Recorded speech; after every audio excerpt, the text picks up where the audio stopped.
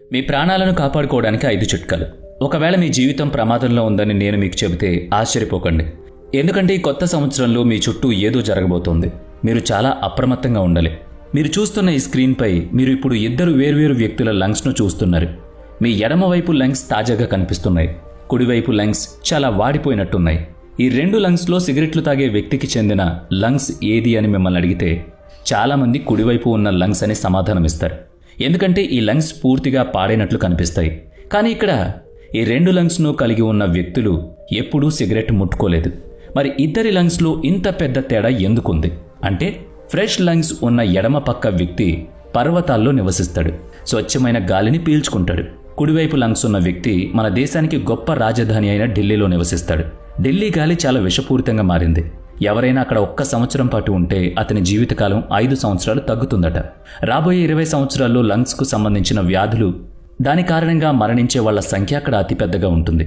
ఇక ఢిల్లీలో air quality index AQI 300 కంటే ఎక్కువగా ఉంది. కొన్నిసార్లు 450ని తాకుతుంది. అయితే ఫిన్లాండ్ వంటి చిన్న దేశంలో AQI కేవలం 23% మాత్రమే. ప్రభుత్వాలు ఏం చేస్తున్నాయో అర్థం కావట్లేదు. ఇది ఢిల్లీ గురించి మాత్రమే కాదు సుమా, నేడు మొత్తం దేశం కాలుష్య కోరల్లో ఉంది. చండీగఢ్ వంటి చాలా ప్రణాళికాబద్ధమైన నగరంలో గాలి భద్రతా ప్రమాణాల కంటే 15 రెట్లు ఎక్కువ విషపూరితంగా ఉన్నప్పుడు వేరే నగరాల పరిస్థితి ఏంటి? ఇది వాయు కాలుష్యం గురించి మాత్రమే కాదు. లాన్సెట్ గ్లోబల్ హెల్త్ నివేదిక ప్రకారం ఈ దేశంలోని సగం వ్యక్తులు శారీరకంగా, ఎందుకంటే చాలామంది భారతీయుల ఆహారంలో iron, calcium, vitamin C, vitamin ఈలు లేవు. నేటి ఆధునిక తరం పిల్లలు సూర్యరశ్మినే చూడడం లేదు. కాబట్టి విటమిన్ డి లోపం ఉంటుంది. కార్పొరేట్లో పనిచేసే వాళ్ళు రోజంతా వారి క్యాబిన్లో సెంట్రల్ ఏసీలో ఉంటున్నారు. వారికి సూర్యరశ్మి అంటే తెలీదు. సూర్యుడు ఉదయించినప్పుడు వాళ్ళు మంచం మీద ఉంటారు. సూర్యుడు అస్తమించినప్పుడు వాళ్ళు ఉదయం మొదలవుతుంది. ఈరోజు మనం మన ఆరోగ్యం గురించి అప్రమత్తంగా లేకపోతే రాబోయే తరం దాని పరిస్థితి చాలా దారుణంగా ఉంటుంది. ఎందుకంటే ఈ కథ కేవలం వాయు కాలుష్యం మరియు విటమిన్ లోపం గురించి మాత్రమే కాదు. ఒక అడుగు ముందుకు వేసి మన దేశంలో కల్తీ పరిస్థితి గురించి ప్రతిరోజు టీవీలో ఏదో ఒక అంశం గురించి వార్తలు వస్తాయి. మనం దాన్ని వింటాం, దాన్ని అక్కడితో వదిలేస్తాం. కొన్ని రోజుల క్రితం వాషింగ్ పౌడర్తో తయారు చేస్తున్న 14,000 లీటర్ల నకిలీ పాలు పట్టుబడ్డాయి. దీనికి సంబంధించి మరో వార్త. అక్కడ ఒక నకిలీ పాల కర్మాగారమే ఉంది. ఈ కల్తీదారులు 1 లీటర్ సహాయంతో 500 లీటర్ల పాలను తయారు చేస్తున్నారట. మరి ఇంతటి కల్తీ మనం తట్టుకోగలమా?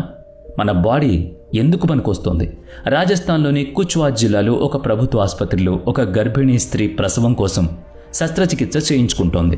ఆ సమయంలో వైద్యులు తన హ్యాండ్ టవల్ను ఆ మహిళ కడుపులో మర్చిపోయి కుట్లు వేసేశారు. ఇది విన్న తర్వాత మీకు కోపం వచ్చే ఉంటుంది. ఆ కోపాన్ని అట్టే పెట్టుకోండి. ఎందుకంటే రోహితాష్ అనే వ్యక్తికి ఏం జరిగిందో తెలిస్తే ఇంకా ఆశ్చర్యపోతారు. 47 ఏళ్ల రోహితాష్ మానసిక వికలాంగుడు. ఒక సంస్థ యొక్క షెల్టర్ హోంలో ఉన్నాడు. ఒకరోజు అతని ఆరోగ్యం క్షీణించింది. అతని ప్రభుత్వ ఆసుపత్రికి తరలించారు. అక్కడ వైద్యులు రాత్రి 1:30 అతను మరణించాడని ప్రకటించి అతని మృతదేహాన్ని మార్చరీలో డీప్ ఫ్రీజ్లో ఉంచారు. 2 గంటల తర్వాత పోస్ట్ మార్టం చేసి ఉదయం మృతదేహాన్ని సంస్థకు అప్పగించారు. కానీ రోహిత్ మృతదేహాన్ని చితిపై ఉంచిన వెంటనే అతను ఇంకా ఊపిరి పీల్చుకుంటున్నట్టు ప్రజలు గమనించారు. వెంటనే అతన్ని మళ్లీ ఆసుపత్రికి తీసుకువెళ్లారు. అక్కడ అతడికి చికిత్స మళ్లీ ప్రారంభమైంది. అంటే జీవించి ఉన్న వ్యక్తిని మొదటి 2 గంటలు ఫ్రీజర్లో ఉంచారు. ఆ తర్వాత అతని శరీరాన్ని దహనానికి అప్పగించారు. మీ సొంత భద్రత స్వంత రక్షణ అని గుర్తుపెట్టుకోవాలి. కాబట్టి ఈ సంవత్సరం దయచేసి ఆరోగ్యం మీద కాన్సంట్రేట్ చేయండి. మొదటిది, ఈ రోజు నుంచే చక్కెరను వదిలేయండి. చక్కెరను నమ్మడం సరైంది కాదు. ఒక గ్లాస్ చక్కెర నీరు కూడా కొవ్వుతో నిండిపోతుంది. చక్కెరలో ఎటువంటి పోషక విలువలు ఉండవు. అది కొవ్వుగా మారి ఊబకాయం మరియు డజన్ల కొద్దీ వ్యాధులను తెచ్చిపెడుతుంది.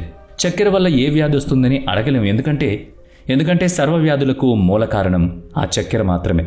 ఇక రెండవ సలహా, పొగాకు మరియు గుట్కాకు దూరంగా ఉండండి. ఒక నివేదిక ప్రకారం భారతదేశంలో ప్రతి సంవత్సరం 14 లక్షల మంది పొగాకు కారణంగా చనిపోతున్నారు. భారతదేశం ప్రపంచంలో 2వ అతిపెద్ద పొగాకు వినియోగ దేశం. ఈ విషపూరితమైన వస్తువు యొక్క హోర్డింగ్లను పెద్ద రహదారులపై గర్వంగా ప్రదర్శిస్తూ ఉంటారు. ఇది చాలా విచారకరం.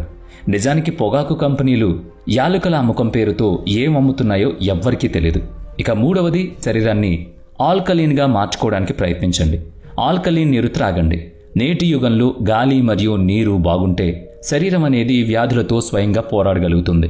వ్యాధులను నయం చేసే శక్తి కూడా ఇందులో ఉంటుంది. కాబట్టి కొంచెం ఇష్టపడి ఈ సంవత్సరం మీ నీటిని ఆల్కలీన్ నీరుగా మార్చడానికి ప్రయత్నించండి. ఆల్కలిన్ నీరు సాధారణ నీటి కంటే ఎక్కువ pH కలిగి ఉంటుంది. సాధారణంగా సాదా నీటిలో pH 7 ఉంటుంది. ఏదైనా నీటి pH 8 లేదా 9 అయితే అది ఆల్కలిన్ నీటి వర్గంలోకి వస్తుంది. ఈ నీరు అసిడిటీని తగ్గించడంలో చాలా సహాయపడుతుంది. అందులో అనేక మినరల్స్ కూడా ఉంటాయి. ఇవి మీ ఆరోగ్యానికి చాలా ప్రయోజనకరంగా ఉంటాయి. ఆల్కలిన్ నీళ్లు బరువు తగ్గడానికి అలాగే క్యాన్సర్ను దూరం చేయడానికి ఉపయోగపడతాయి. ఎందుకంటే ఆల్కలిన్ నీటిలో యాంటీ ఆక్సిడెంట్ లక్షణాలు ఉంటాయి. ఇవి శరీరంలోని ఫ్రీ రాడికల్స్ను నాశనం చేయడంలో సహాయపడతాయి. మీరు దీన్ని ఇంట్లోనే తయారు చేసుకోవచ్చు. మీకు 4 పదార్థాలు అవసరం: కీరదోసకాయ, నిమ్మ, పుదీనా ఆకులు మరియు ఒక బాటిల్ నీరు. దోసకాయను ఒక చిన్న ముక్క కట్ చేసి, నిమ్మకాయ ముక్కను కోసి 10 నుంచి 12 పుదీనా ఆకులతో పాటు ఒక సీసాలో ఉంచండి. తర్వాత బాటిల్ని నీటితో నింపి రాత్రి 7 నుంచి 8 గంటలు అలాగే ఉంచండి. మీ ఆల్కలిన్ నీరు సిద్ధమైనట్టే. ఈ నీరు మీ pH స్థాయిని పెంచుతుంది. ఈ సంవత్సరం మీరు మీ నీటిని ఆల్కలిన్గా మార్చుకుని జరిగే మార్పులను గమనించండి. ఇక తర్వాత సలహా: లేట్ చేసి కాదు, వెంటనే డాక్టర్ దగ్గరికి వెళ్ళండి. వ్యాధి ప్రారంభంలోనే పట్టుకుంటే దాన్ని నియంత్రించవచ్చు. చికిత్స సులభం అవుతుంది కూడా అని మీకు తెలుసు. కానీ మన పెద్దవాళ్లు పనులను వాయిదా వేసి అలవాటును కలిగి ఉన్నారు. పరిస్థితి అదుపు తప్పే వరకు మనం డాక్టర్ దగ్గరికి వెళ్ళము. అలా కాకుండా ఎప్పటికప్పుడు బాడీ చెకప్స్ చేయించుకుంటూ ఉంటే ఏదైనా చిన్న చితకా వ్యాధులుంటే వాటిని ముందే పసిగట్టి ఈజీగా తగ్గించుకోవచ్చు. దాంతో మీ ఆరోగ్యం బాగుపడుతుంది. అలాగే మీ ఆర్థిక పరిస్థితి కూడా దెబ్బతినకుండా ఉంటుంది.